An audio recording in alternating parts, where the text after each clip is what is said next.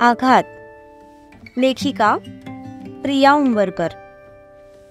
वाचक स्वर सिद्धी गायकर.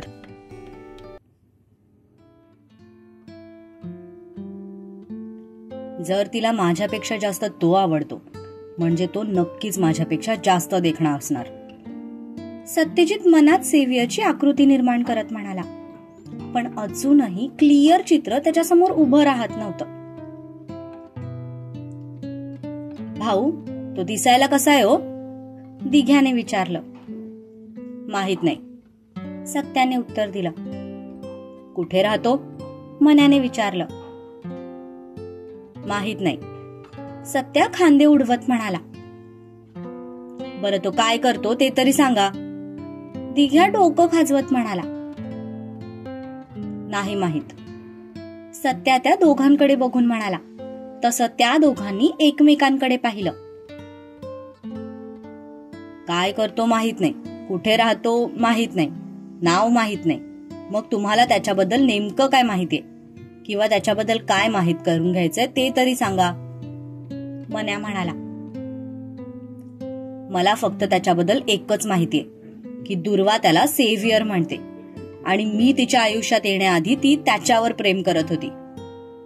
सत्यजित म्हणाला. तसं दिघ्या आणि मन्या दोघेही आश्चर्याने एकमेकांच्या तोंडाकडे पाहू लागले, कारण ही बातमी त्यांच्यासाठी नवीन होती. भाऊ, अहो हे कोणी सांगितलं तुम्हाला? अहो मी स्वतः वहिनीच्या सगळ्या डिटेल्स काढल्या होत्या. अशा नावाची कुठलीही व्यक्ती त्यांच्या संपर्कात नव्हती. माझ्या माहितीनुसार तुम्ही त्यांच्या आयुष्यात येण्याआधी त्यांच्या आयुष्यात कुठलाही मुलगा नव्हता. मग असा मध्येच कुठून उगवला हा सेव्हियर? मन्या आश्चर्याने म्हणाला. कारण जेव्हा सत्यजितने दुर्वाला पहिल्यांदा पाहिलं होतं तेव्हा त्याने मन्यालाच दुर्वाची सगळी इन्फॉर्मेशन काढायला लावली होती आणि त्या इन्फॉर्मेशन नुसार सेव्हियर नावाची कुठलीही व्यक्ती दुर्वाच्या आयुष्यात नव्हतीच. कदाचित तुला अर्धवट माहिती मिळाली असावी, कारण मी स्वतः दुर्वाला तिच्या मैत्रिणीसोबत सेव्हियर बद्दल बोलताना ऐकलं होतं. जर अशी कुठली व्यक्तीच नाहीये तर तिला वेळ लागलाय का त्या व्यक्तीबद्दल बोलायला? सत्या मागे एकदा दुर्वाचं आणि रीनाचं सेव्हियर बद्दल झालेलं बोलणं आठवत म्हणाला. भाऊ, तसं असेल ना तर आपण त्याला शोधून काढू. त्याचं आणि वहिनीचं नातं आधी काही का असेना, पण आता वहिनी तुमच्या आहेत आणि तो जर परत तुमच्या आयुष्यात घुसण्याचा प्रयत्न करत असेल तर आपण त्याच्या घरात घुसून त्याचं तंगड तोडू. दिघ्या जोशमध्ये म्हणाला. दिघ्या, मूर्खासारखं काहीही बोलू नकोस. त्याचं तंगड तोडायला आधी ते तंगड भेटायला तर हवं. त्याचं ना नाव माहितीये, ना गाव, ना आता माहितीये, ना पत्ता. कसं शोधणार आहोत त्याला आपण? मन्या म्हणाला. सत्यजित मात्र दोन्ही खिशात हात टाकून समोरच्या पाण्याकडे एक टक बघत होता. त्याच्या मनात सध्या वेगळेच विचार सुरू होते.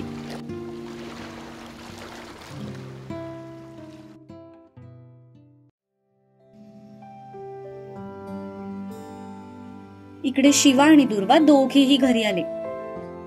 पूर्ण रस्त्यात शिवा शांतच होता आणि त्याची ती शांतताच दुर्वाला खटकत होती.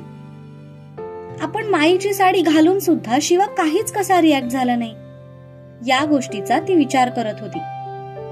पण अजूनही त्यांच्यामध्ये तितकासा कम्फर्ट नसल्यामुळे तिने शांतच राहणं पसंत केलं. घरात आल्यानंतर शिवा सरळ त्याच्या खोलीत निघून गेला. तो जेवलेला नाहीये हे तिला माहित होतं, त्यामुळे ती फ्रेश होऊन लगेच किचन मध्ये गेली. तिने जेवण गरम करून त्याच्यासाठी ताट वाढून घेतलं. घड्याळात पाहिलं तर 10:30 वाजून गेले होते. इकडे शिवा फ्रेश होऊन बाहेर आला. गरम पाण्याने अंघोळ केल्यावर त्याला थोडं बरं वाटलं. डोकं पण थोडं उतरलं. पण आता त्याला जबरदस्त भूक लागली होती. खाली जाऊन जेवण करावं असा तो विचार करतच होता. तितक्यात दारावर आवाज आला. त्याने त्या आवाजाच्या दिशेने पाहिलं. दारात दुर्वाला बघून त्याला थोडं आश्चर्य वाटलं, कारण तिच्या हातात जेवणाचं ताट होतं. या ना, तो तिच्याकडे बघून म्हणाला. तसं ती स्माईल करत आत आली. तिने हातातलं ताट टेबलवर ठेवलं आणि त्याच्याकडे बघून म्हणाली, जेवण वेळेवर केलं नाही की अजून डोकं दुखतं, त्यामुळे जेवण करून घ्या. ती म्हणाली, तुम्ही कशाला त्रास घेतला? मी घेतलं असतं माझ्या हाताने, नाहीतर दुसऱ्या कोणाला सांगितलं असतं. तो तिच्याकडे न बघताच म्हणाला. तो तिच्याकडे बघण्याचं कटाक्षाने टाळत होता, जे दुर्वा खूप वेळापासून नोटीस करत होती. तुम्ही माझ्याकडे बघत का नाहीये? शेवटी तिने न राहून विचारलं. असं काही नाहीये. त्याने एकदा नजर वर करून तिच्याकडे पाहिलं आणि परत नजर खाली करून तो सोफ्यावर जाऊन बसला. त्याने काहीही न बोलता जेवणाचं ताट हातात घेतलं आणि जेवायला सुरुवात केली. सध्या त्याचं चित्त थाऱ्यावर नव्हतं, त्यामुळे त्याच तंद्रीत तो पटापट जेवत होता. पण मध्येच त्याला ठसका लागला आणि तो खोकू लागला. ते बघून दुर्वा पटकन पुढे झाली. तिने पाण्याचा ग्लास त्याच्या पुढे पकडला. ग्लास हातात घेऊन तो पाणी पिऊ लागला. तोपर्यंत दुर्वाने त्याच्या पाठीवर हात फिरवायला सुरुवात केली. तिच्या हाताच्या स्पर्शाने तो थोडा अनकम्फर्टेबल झाला. स्पर्शामध्ये फरक असतो असं म्हणतात. तिच्या स्पर्शामध्ये त्याला मायेची ऊब जाणवली, काळजी जाणवली. तो स्पर्श नवीन होता. अक्काचे ते खडबडीत हात त्याच्यासाठी नवीन नव्हते, पण दुर्वाचा तो मायेने भरलेला उबदार हात त्याच्यासाठी नवीन होता. ठीक वाटतंय? तिने त्याच्याकडे बघत विचारलं. तिच्या आवाजात त्याला काळजी जाणवली. त्याने मानेनेच होकार देत ठीक असल्याचं सांगितलं, कारण घशातून शब्दच फुटत नव्हते. मी भरवू? तिने थोडं अवघडून विचारलं, कारण लगेच तो आपल्याला एक्सेप्ट करेल की नाही याची तिला थोडी भीती वाटत होती. सूर्याला ती आधीपासूनच ओळखत होती, त्यामुळे त्याच्याशी तिची चांगली ओळख झाली होती. पण शिवा आणि तिचा कधी तितका कॉन्टॅक्ट आला नव्हता, आणि जेव्हा आला होता तेव्हा परिस्थिती तितकीशी चांगली नव्हती. त्यामुळे अजूनपर्यंत तरी ते कधी एकमेकांशी निवांत बोलले नव्हते. तो नक्कीच आपल्याला नकार देईल हे तिला माहित होतं. पण तिचे ते नाराज डोळे अचानक आश्चर्याने भरले जेव्हा त्याने मानेनेच होकार दिला.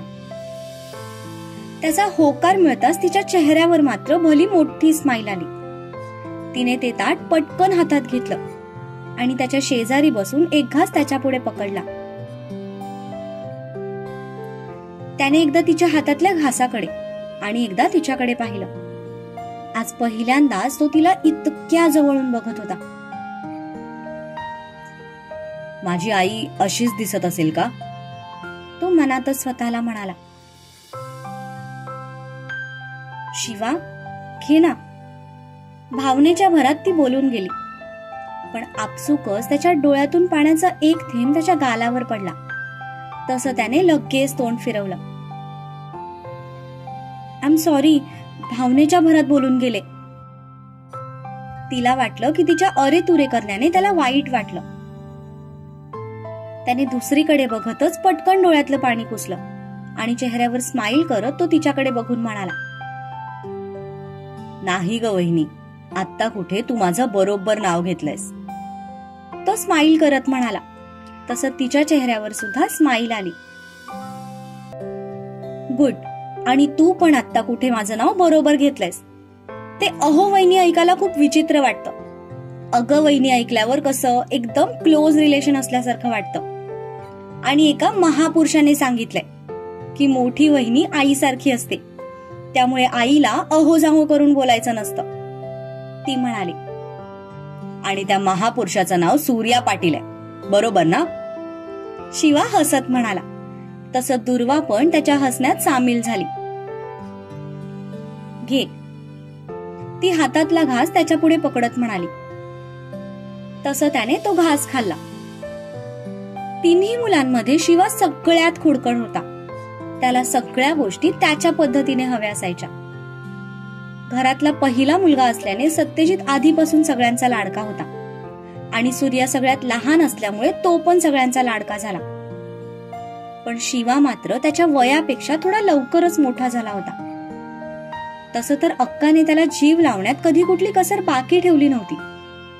पण म्हणतात ना, आईची जागा कोणीच घेऊ शकत नाही. तो लहानपणी मला आईच्याच हाताने जेवायचंय म्हणून हट्ट करायचा. याच हट्टामुळे तो अक्काच्या हाताने जेवत नसायचा.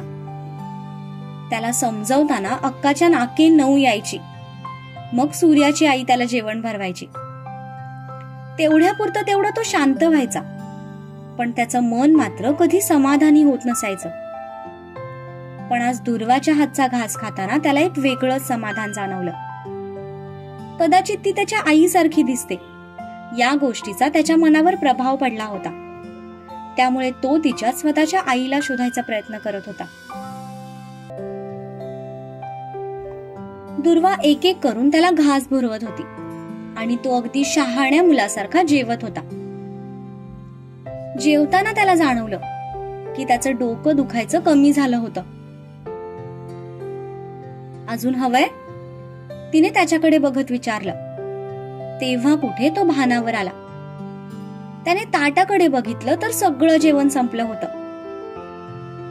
नाही, पोट भरलं, तो तिच्याकडे बघून म्हणाला. पण जेवणापेक्षा त्याचं पोट तिच्या काळजीने आणि उबदार स्पर्शाने भरलं होतं. मी आलेच, असं म्हणत ती उठली आणि ताट घेऊन बाहेर निघून गेली. ती जाताच तो गालात हसला आणि म्हणाला, वहिनी आई. काही म्हणालास? ती परत आतमध्ये डोकावत म्हणाली. तसा तो आश्चर्याने दरवाजाकडे बघू लागला, कारण तो हे खूप हळू आवाजात म्हणाला होता. तरी पण तिला इतक्या दुरून आवाज कसा काय गेला तेच त्याला समजलं नाही. नाही, त्याने उत्तर दिलं. तशी ती हसत बाहेर निघून गेली.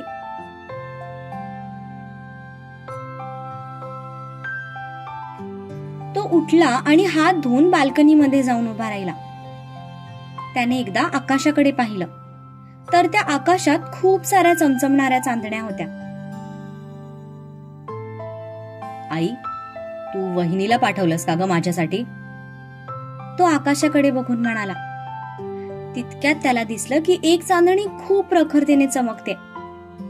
इतकी की त्याची चमक सरळ त्याच्या डोळ्यात भरली आणि त्याने लगेच डोळ्यांपुढे हात पकडला. शिवा, पाठीमागून आवाज आला. तसं त्याने मागे वळून पाहिलं. हा वहिनी, तो आतमध्ये येत म्हणाला. चल इथे माझ्या समोर बस बरं, मी तुझ्या केसांची मालिश करून देते, म्हणजे तुझं डोकं दुखायचं थांबेल. येताना ती एका वाटीमध्ये कोमट तेल घेऊन आली होती.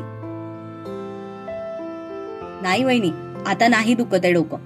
कदाचित जेवण वेळेवर न झाल्याने दुखत असावं. पण आता मी ठीक आहे. खूप उशीर झालाय, तू जाऊन झोप आता, त्याने उत्तर दिलं. सत्यजित अजून आले नाहीयेत आणि ते आल्याशिवाय मला तशीही झोप येणार नाही. त्यामुळे तोपर्यंत मी तुझी मालिश करून देते. ती त्याच्याकडे बघत इतक्या प्रेमाने म्हणाली की तिला नकार द्यायचं त्याच्या जीवावर आलं. म्हणून तो एकदम गुड बॉय सारखा तिच्या समोर येऊन बसला. तिने हातात थोडंसं तेल घेतलं आणि त्याच्या केसातून तिची लांब सडक बोटं फिरवायला सुरुवात केली. पण तिच्या त्या उबदार स्पर्शाने आपोआप त्याचे डोळे झाकले गेले. वहिनी, तुझ्या हातात जादू आहे, तो म्हणाला. तशी ती हसली. बरं वाटतंय? तिने त्याच्याकडे बघत विचारलं. हो, खरंच खूप छान वाटतंय, तो डोळे बंद ठेवतच म्हणाला. एक वेगळंच आत्मिक सुख त्याला मिळत होतं. ती हळूवार स्पर्शाने त्याची मालिश करून देत होती. तितक्या दारातून सूर्या ओरडत आत आला. अरे वा, हेड मसाज चालू आहे वाटतं. ए वहिनी, त्याच्यानंतर माझा नंबर. माझं पण डोकं दुखतंय, झोपच लागत नाहीये, तो समोरच्या बेडवर आडवा झोपत म्हणाला. तुला काय वहिनी मालिशवाली वाटली का? शिवा त्याच्यावर डाफरत म्हणाला. हे बरं आहे, म्हणजे तू मालिश करून घेतोयस ते चालतंय, आणि मी म्हंटल की लगेच माझ्यावर ओरडायचं. असं कुठे असतं का? सूर्या गाल फुगवत म्हणाला. वहिनी स्वतःहून मला म्हणाली, मी तिला जबरदस्ती केली नाहीये, तू तिला जबरदस्ती करतोय. ये चल माझ्या पुढे बस, मी करतो तुझी मालिश. शिवा त्याला जवळ बोलवत म्हणाला. दुर्वा त्या दोघांची मस्ती बघत होती. इतका वेळ शांत असणारा तो सूर्य आल्यावर लगेच चेंज झाला होता. आपल्यासोबत थोडं मन मोकळं होण्यासाठी त्याला कदाचित वेळ लागेल, हे यावरून तिने ओळखलं. काही नको, तुझा हात दगडासारखा आहे, मला वहिनीच्याच हाताने मालिश हवी, सूर्या म्हणाला. मालिशवरूनच त्या दोघांचं झुंपलं. शेवटी दुर्वाने मध्यस्थी करून त्यांचं भांडण सोडवलं. शिवाची मालिश झाल्यावर सूर्या तिच्या समोर बसला. मग दुर्वाने त्याची सुद्धा मालिश करून दिली. शिवा त्या दोघांच्या समोर बेडवर झोपून त्यांच्यासोबत गप्पा मारत होता. पण गप्पा मारता मारताच त्याला झोप लागून गेली. तसा तो बेडवर पालथा झोपला. थोड्या वेळानंतर सूर्याला पण झोप लागली. त्याने तशीच तिच्या मांडीवर मान टाकून दिली. दुर्वाने त्या दोघांकडे पाहिलं. स्वामी तिन्ही जगाचा, आई विना भिकारी, हे शब्द आज तिला खरे वाटू लागले. आईची माया काय असते हे त्या दोघांना सुद्धा माहित नव्हतं. त्यातल्या त्यात सूर्याला तरी आईचा सहवास लाभला होता, पण बिचाऱ्या शिवाला मात्र आईची माया कधी अनुभवताच आली नव्हती. तिने पालथ्या झोपलेल्या शिवाकडे पाहिलं. झोपल्यावर तो एकदम निरागस लहान मुलासारखा वाटत होता. तिने थोडा वेळ त्याचं निरीक्षण केलं. दिसायला तो सुद्धा सत्यजितची सावलीच होता. नाकी डोळी थोडाफार त्याच्यासारखा दिसायचा, पण स्वभावाने मात्र अगदी विरुद्ध. सत्यजित प्रत्येक गोष्ट विचारपूर्वक करायचा आणि मग बोलायचा, पण शिवा मात्र आधी बोलायचा आणि मग विचार करत बसायचा. त्या दोघांची थोड्या वेळापूर्वीची ती मस्ती आठवून ती गालात हसली. आपल्याला जमेल तेवढं या दोघांसाठी सगळं करायचं, हे मात्र आज तिने मनात पक्क ठरवलं होतं. कारण जेव्हा तिला गरज होती तेव्हा या घराने आणि या दोघांनी पण तिची साथ दिली होती. तिला तिच्या दुःखातून बाहेर काढण्यासाठी सगळ्यांनी तिची मदत केली होती. त्यामुळे आता ती सुद्धा सगळ्यांना भरभरून प्रेम देणार होती. मांडीवर झोपलेल्या सूर्याला आता बेडवर कसं झोपवायचं याचा ती विचार करत होती. तितक्यात सत्यजित आत आला. घरात आल्यानंतर सगळ्यात पहिला तो त्यांच्या रूम मध्ये गेला होता, पण दुर्वा तिथे दिसली नाही. हे बघून त्याने तिला त्या मजल्यावर सगळीकडे शोधलं, पण ती कुठेच सापडली नाही. तेव्हा तो या दोघांच्या खोलीमध्ये बघायला आला. पण रूम मध्ये येताच जेव्हा त्याने समोरचं चित्र बघितलं तेव्हा त्याची पावलं आपोआप थांबली. त्याच्या बुटांचा आवाज येताच तिने दरवाजाकडे पाहिलं. सत्यजितला बघून तिने लगेच बोटांवर ओठ ठेवलं आणि नजरेनेच त्याला इशारा करत म्हणाली, आवाज करू नका, लेकरं झोपली आहेत माझी.